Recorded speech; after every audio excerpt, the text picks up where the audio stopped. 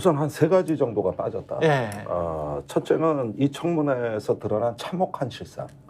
해병대가 거대한 감옥이자 고문실이라는 거. 이 진실이 드러났어요.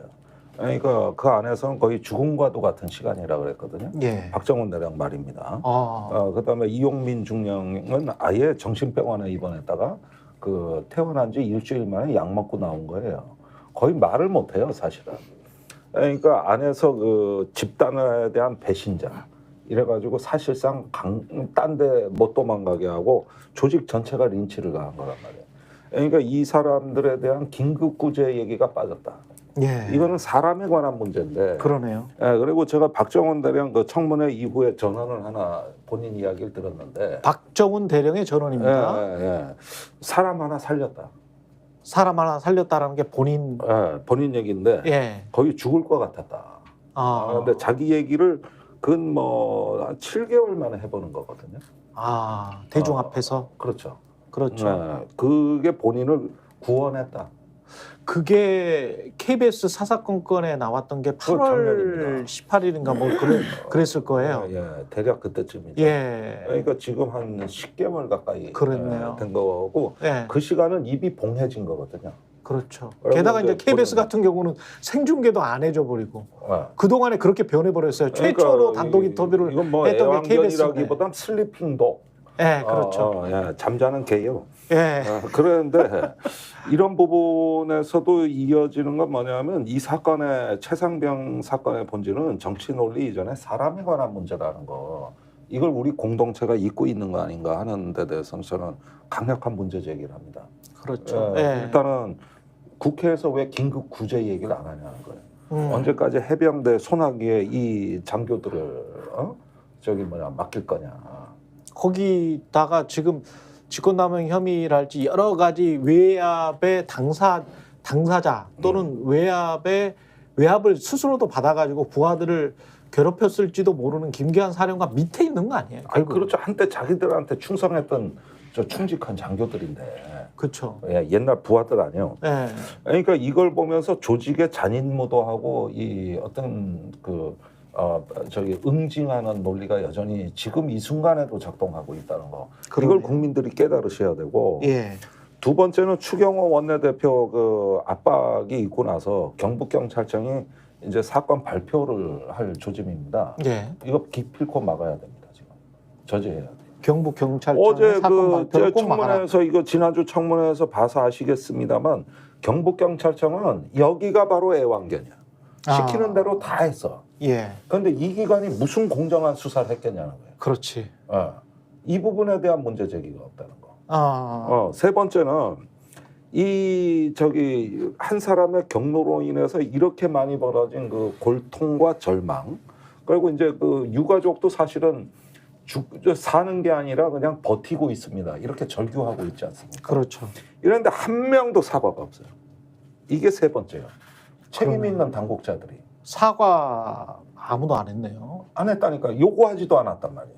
이 지금의 이 고통에 대해서 어떤 본인들의 책임을 얘기를 하지는 않았어요. 그러니까 이 지금 청문회가 상당히 입법 공간에서 성과를 많이 거둔 거는 사실입니다만 이 사건이 왜 발생했는가 하고 본질을 보면은 하나의 어떤 우리 사회 공적 책임이라는 부분들을 그러네요. 이런 본질을 짚어내면서 지금 긴급히 해야 될 일을 조금 더 찾아내는 데 집중하셨어야 되고 그다음에 이제 정치 논리에 의한 진상규명이라는 건 그것대로 진화하고 흘러가는 겁니다. 그렇죠.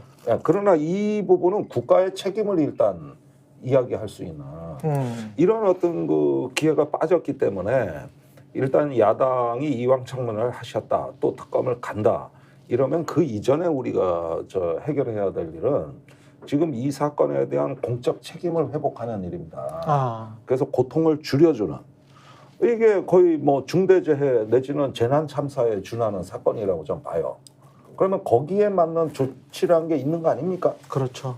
이런 부분에서 이 청문회의 조금 어떤 주변적인 상황을 우리가 조금 뭐 단순히 분노의 감정을 좀 넘어서 있는 그대로 이 사건을 볼 필요가 있다.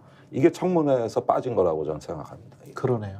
저도 김정대 의원님 말씀에 동의하는 게 뭐냐면 군대라는 조직 내에서 아무것도 밝혀지지 않은 상황이기 때문에 본인이 죽음이 아니면 그 현실이 밝혀지지 않아서 그렇죠. 이 법이 만들어진 거 아니겠습니까? 그러니까 네. 즉각적으로 민간 경찰에 민간에다가 넘기라고 얘기를 했었습니다. 근데 그 사건이 벌어진 이후에도 마찬가지입니다만 대통령부터 정치 권력이 나서서 이 부분을 은폐하려고 하는 상황.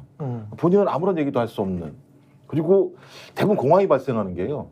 상식, 규범, 도덕 이런 게 전혀 관찰되지 않는 세상인데 자기에 대해서 그렇게 얘기하는 거를 누구도 인정하지 않는 세상에 살면 인간에 대한 존재감을 느낄 수가 없거든요. 그렇죠. 저도 박정훈 대령 그다음에 아까 말씀하신 그 중령인가요? 그분? 이용민. 네. 이분들 같은 경우 그랬을 거예요. 나는 하란 대로 했는데 그렇죠. 규범대로 상식대로 법대로 했는데 네. 온통 주변은 배신자라는 낙인을 찍어내는 모습. 게다가 사단장은 저렇게 책임 안 지고 있고. 예, 그리고 또 뭐 보직캠도 안 되고 그냥 계속 그 예. 자리에 사장 있는 상황을 보면서 야 이거 이렇게 되다가는 내가 결론적으로는 진실을 밝힌 것이 오히려 나에게 죄로 다가올 수 있겠구나 느끼는 순간 좀 절망적이죠. 삶의 의미가 없어지게 되는 상황이죠. 근데 이제 말씀하신 것처럼 청문회장에서 그런 부분에 대해서 제기를 하지 않았다라는 측면에서는 좀 말씀하신 너무 좀 정치화된 입법 청문회라고 하는 측면들의 어떤 느낌을 버릴 수 없다는 말씀에 동의하고요. 좀 이런 후속 조치들이 빨리 벌어져야 많은 분들이 상식과 정의에 입각해서 자신의 진실들을 얘기할 수 있는 세상이 될 수 있으니까 그렇죠. 좀 그랬으면 좋겠다는 생각이 듭니다.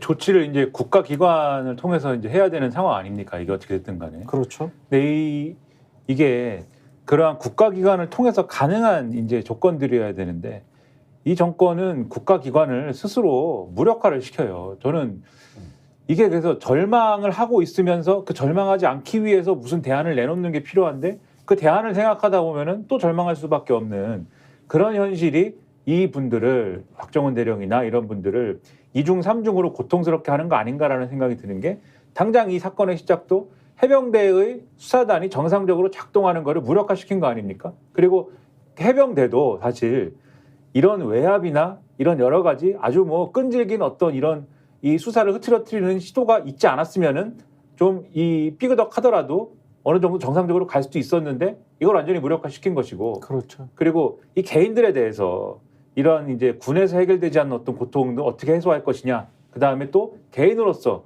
이러한 이제 상황에서 수사나 이런 것들의 어떤 불공정성이나 이런 것들을 어떻게 해소할 것이냐 뭐 권익위로 갖고 간다든지 또는 인권위로 갖고 간다든지 이런 데로 갖고 갈 수가 있어야 되잖아요. 근데 권익위가 뭐 인권위가 지금 현재 상황이 그렇지 않잖아요. 근데 거기도 다 타락했어요. 이거는 완전히.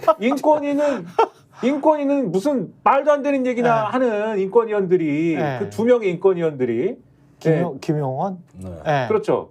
김용원, 이충상 두 명의 네. 인권위원들이 윤석열 정권에서 아주 꽂아놓은 인권위원들이 인권하고는 아무 관계없는 일들 하면서 오히려 인권위 직원들을 괴롭히면서 거기서는 뭐 인권을 오히려 인권 의식이 없는 것 같아요. 인권을 유린하면서 네.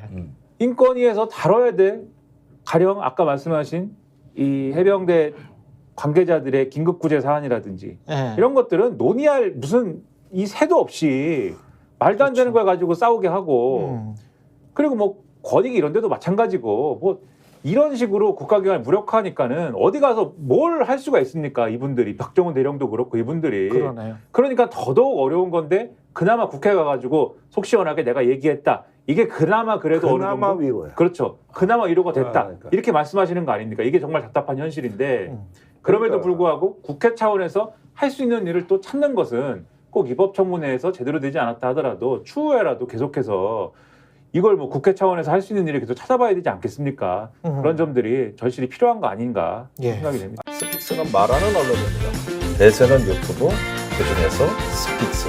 좋아요, 댓글, 구독, 알림 설정. 여러분이 저희를 사랑해 주시고 우리가 여러분을 사랑하는 4가지 방법입니다.